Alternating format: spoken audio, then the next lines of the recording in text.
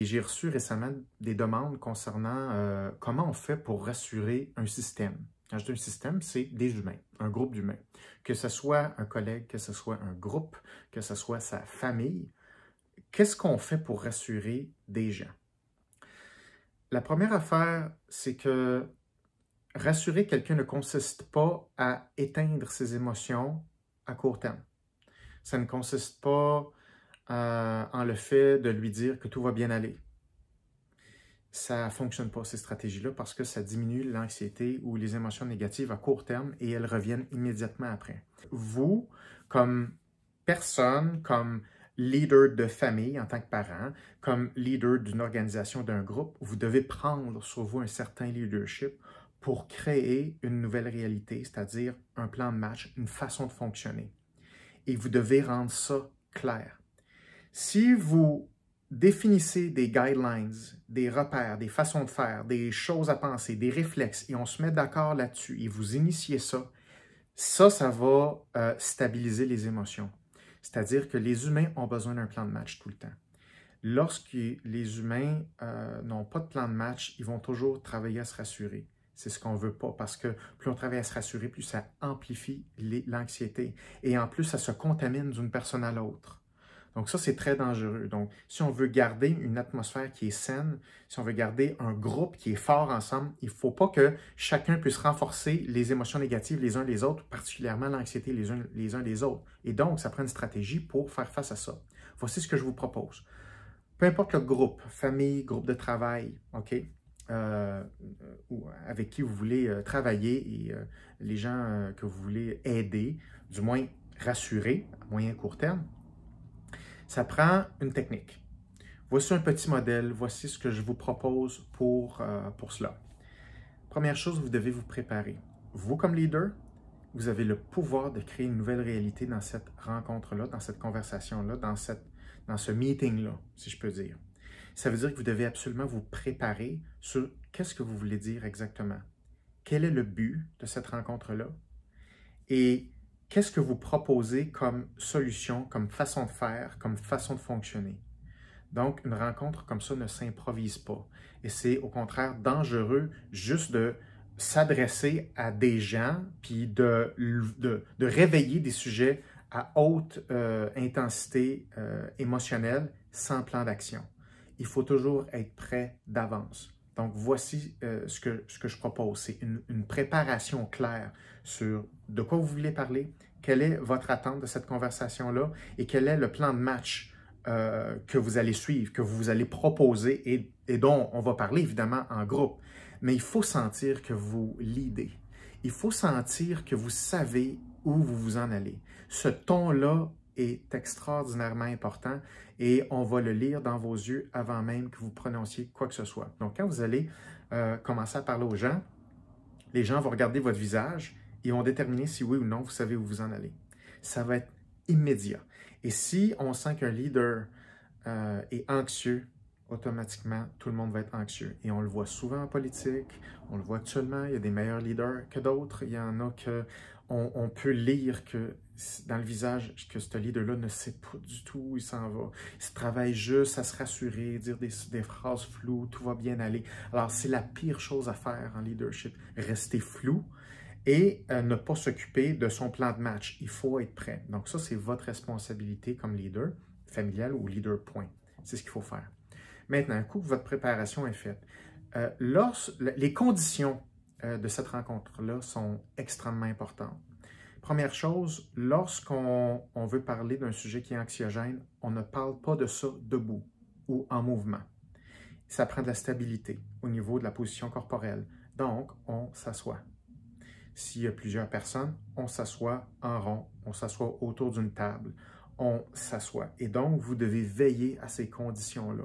On ne discute pas de n'importe quoi debout, comme ça, à côté sur le comptoir, puis c'est pas comme ça que ça marche. Ça va augmenter l'anxiété, peu importe votre préparation. Donc, préparation, après ça, on place notre rencontre. Alors, ça, c'est votre responsabilité de faire ça. Donc, vous invitez les gens à s'asseoir, vous callez un meeting, carrément, et déjà vous montrez que vous leadez la patente. Donc, on invite les gens à s'asseoir. Si une personne n'est pas tout à fait là, elle fait d'autres choses en même temps, vous vous assurez que l'attention de chacune des personnes présentes à la conversation, c'est une attention qui est dirigée à l'intérieur. Donc, pas divisée en toutes sortes de choses, en train de texter, faire d'autres choses, manger. Une conversation qui va avoir un impact émotionnel important, qui va stabiliser les émotions. Il faut qu'attentionnellement parlant, l'attention de chaque personne doit être sous contrôle, la personne doit être attentive. Okay? Donc ça, c'est le ton de la conversation. Et si vous faites ça, les gens vont sentir que vous prenez le contrôle de la conversation, mais pas le contrôle au sens négatif, dans le sens de lead, dans le sens de « OK, elle a l'air à savoir où elle s'en va, ça c'est bon. » Donc, on veut créer ce ton-là. Donc, je rappelle le ton extrêmement important. Après ça, les gens vont vous regarder, ils vont lire dans vos yeux si vous savez où vous en allez ou pas. Si vous n'êtes pas préparé, tout de suite, vous allez vous sentir anxieux, vous allez chercher par où on va prendre le sujet. Donc, si on vous voit chercher et être anxieux vous-même, oubliez ça. Tout le monde va être anxieux autour de la table. Donc ça, très important. Vous commencez par dire quel est le but du meeting, quel est le sujet de conversation et quelles sont les attentes de cette conversation-là. Donc, déjà là, on place le fil d'arrivée. On s'en va là. Voici pourquoi on est ici. Après ça, mais là, il faut que les gens parlent. Il faut que les gens s'impliquent dans la rencontre. Alors là, on demande à chacun de parler. Ça peut être n'importe quoi, n'importe quelle question qui fait en sorte qu'une personne va accepter de participer, de s'impliquer à la rencontre. Une règle, par exemple, personne ne doit couper personne. Tout le monde doit être capable d'écouter tout le monde. Et c'est vous qui gérez les tours de parole. Vous devez vous assurer que chaque personne présente à la rencontre doit parler. La personne qui ne parle pas, c'est toujours celle qui va rester la plus anxieuse et qui va recontaminer les autres d'anxiété. C'est toujours ça. C'est un mécanisme qu'on ne veut pas. On veut que si quelqu'un a quelque chose à dire, peu importe, elle a le droit, mais c'est ici que ça se passe. Et donc, vous, dans votre leadership, c'est important de surveiller et de protéger ce mécanisme-là. S'il y a quelque chose à dire, c'est maintenant. Et tout le monde doit écouter. Et tout est permis, tout est correct. Donc, chacun doit s'exprimer. Et après ça, ben là, ça va être vous qui allez reprendre la parole pour dire, OK, voici à quoi vous avez pensé, voici ce qui vous amène à parler de ce sujet-là. Et vous allez commencer à parler de à quoi vous avez réfléchi comme plan d'action, comme méthode, qu'est-ce que vous pensez qu'on devrait faire. Vous commencez, vous, par vous mouiller. Fait que vous avez eu la chance de vous préparer, vous allez exposer sur votre préparation. Voici ce que vous pensez, voici ce qu'on devrait faire, et voici le plan de match qu'on devrait adopter tout le monde ensemble. Un coup que ça s'est fait, ben là, les gens doivent répondre à ça. Il faut écouter comment ils se sentent par rapport à ce que vous avez dit. Est-ce qu'ils sont d'accord avec ça? Y a-t-il des choses avec lesquelles ils ne sont pas d'accord, puis d'autres choses qui sont d'accord? Est-ce qu'ils ont des nouvelles solutions qui peuvent bonifier les solutions, ce que vous proposez? Donc là, c'est là où on redevient en équipe et là où toute votre équipe ou votre famille prend part à la solution. Donc, plus il y a cette interactivité-là, toujours en respectant l'écoute, toujours en respectant les tours de parole et toujours en s'assurant que chacun s'exprime régulièrement. Il n'y a personne qui doit se sentir là, déconnecté. Et ça, c'est vous, comme chef d'orchestre, qui devez organiser ça. Si on a ce jeu-là, les gens vont s'approprier une solution et vont augmenter leur responsabilité quant à leurs propres émotions et leur responsabilité quant à la démarche qu'ils doivent prendre et qu'ils doivent soutenir individuellement et collectivement. Donc, on est plus fort individuellement, on est plus fort ensemble et on est capable de faire face à plus de situations et d'éléments anxiogènes ensemble. Ultimement, une conversation comme ça peut durer...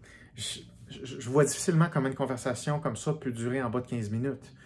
Si vous êtes plus que 2-3 personnes, chacun doit parler, ça prend du temps. Ça peut durer, je veux dire, facilement une demi-heure jusqu'à 3 heures, 4 heures. Ça dépend des émotions et des idées, de ce que les gens pensent et qu'ils ont gardé pour eux tout ce temps-là. C'est important de prendre le temps de le faire. En gros, le succès d'une conversation comme ça, il faut que vous sentiez que votre groupe, les émotions, tranquillement, là vous allez évidemment interpeller les gens à s'exprimer. Là, vous allez voir, les émotions vont augmenter au début. Vous ne devez pas stresser, c'est normal. OK? Dans la première phase de la conversation ou de cette rencontre-là, on veut que les émotions négatives augmentent. Puis après ça, progressivement, au fur et à mesure que les gens parlent, s'expriment, vous allez sentir qu'il y a un plateau et tranquillement, ces émotions-là vont diminuer. Okay? Il va y avoir un désencodage anxieux en cours de conversation suite à l'exposition de ce qui a été nommé. Alors ça, c'est très beau travail. C'est vraiment l'objectif. C'est ça que vous voulez faire vivre.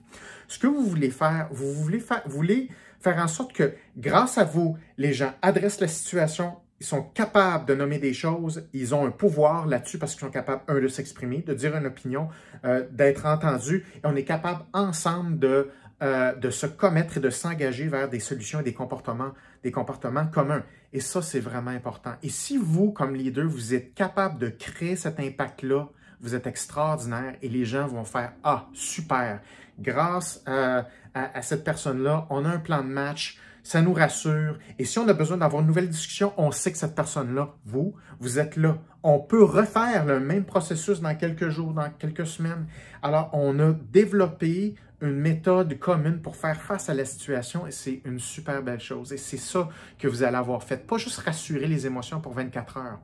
Rendre les gens plus forts, rendre les gens plus autonomes, tout en faisant face à l'incertitude, parce qu'on n'a pas le contrôle sur tout, mais on a du contrôle sur quelque chose. Et donc, le ton de votre conversation change beaucoup de choses, parce que vous êtes en train de dire « Oui, mais on a du contrôle si on s'organise ensemble, et si notre conversation elle est puissante, elle est organisée, et on accepte de s'en occuper d'une façon stratégique. » Donc, c'est pas rien. Et donc, il y a moyen d'utiliser cette situation-là, justement, à notre avantage pour dire hey, on n'a jamais aussi bien communiqué ensemble, on n'a jamais aussi bien collaboré ensemble, mais il faut mettre les bonnes composantes pour que ça puisse se faire. Donc, voici ce que je vous encourage à faire. Essayez-le.